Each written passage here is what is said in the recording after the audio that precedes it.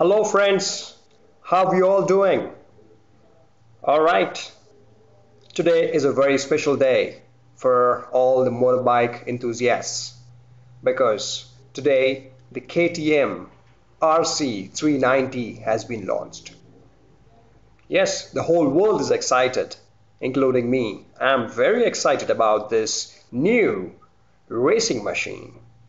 It is probably the first time in the history of motorcycling that an affordable, easy to maintain, racetrack focused motorbike has been launched.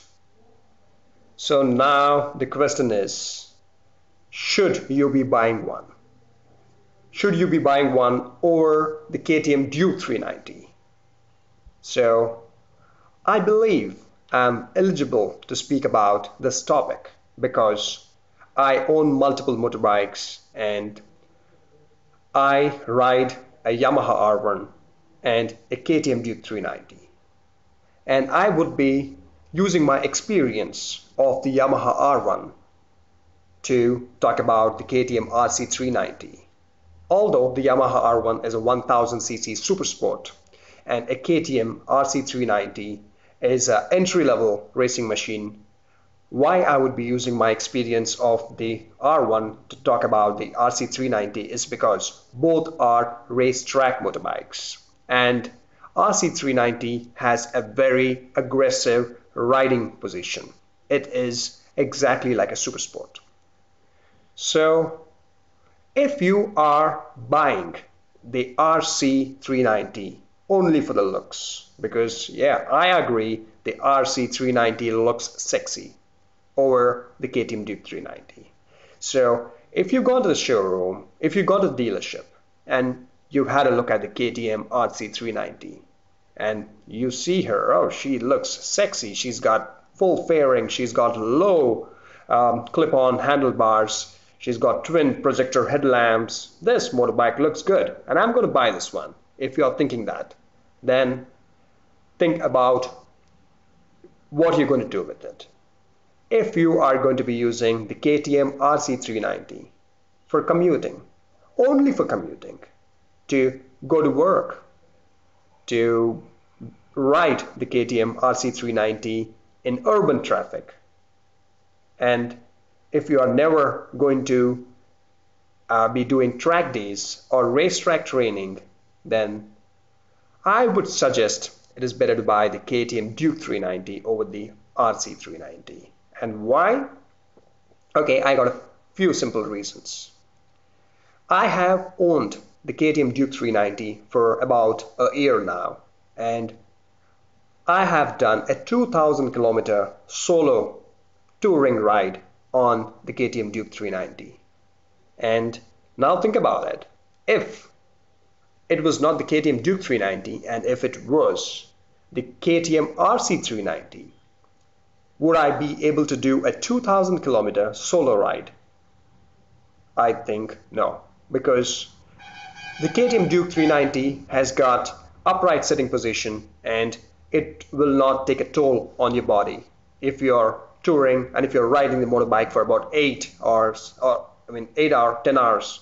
However, if you are going to do any kind of a touring on the KTM RC 390, and if you're going to be riding that motorbike for about 8 or 10 hours, yes, the riding position will take a toll on your body. And when you are going to be doing touring, you would need to carry your luggage, the bags, saddlebags, tank bags, etc. And it's very easy to put saddlebags onto the KTM Duke 390. However, it is not easy to put saddlebags onto the KTM RC 390 because the rear seat is this way.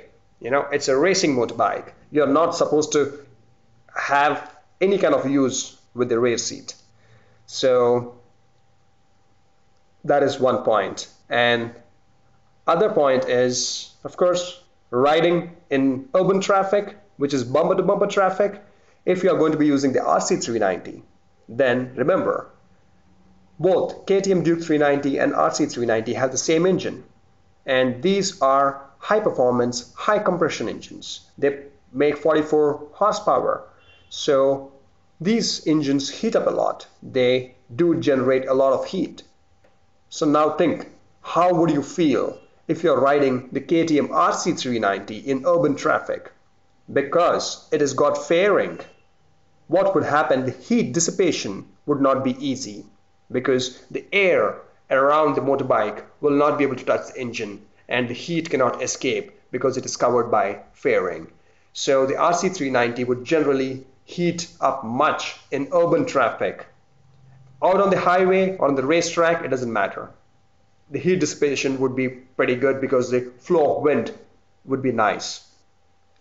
If you are someone who aspires to take up motorsport professionally, then there is no other entry-level motorbike which can give you the performance that a KTM RC 390 can for the affordable cost and easy to maintain package. So I would advise, think about it and always understand, know what you're buying and what is the purpose behind it.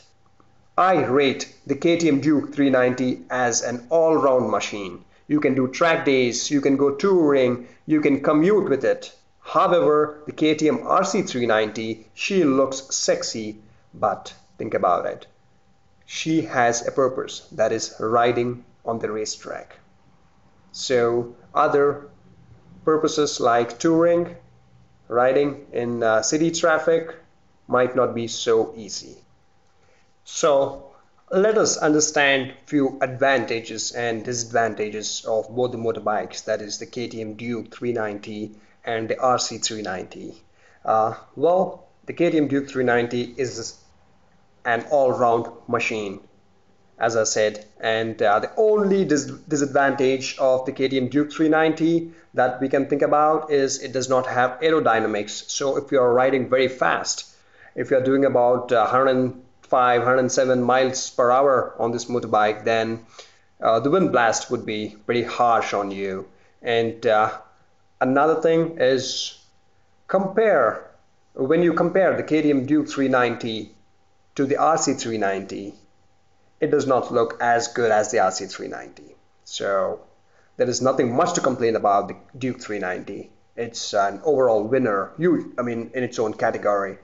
So when we speak about the advantages and disadvantages of the RC 390, then the advantages are, number one, oh, she looks very good.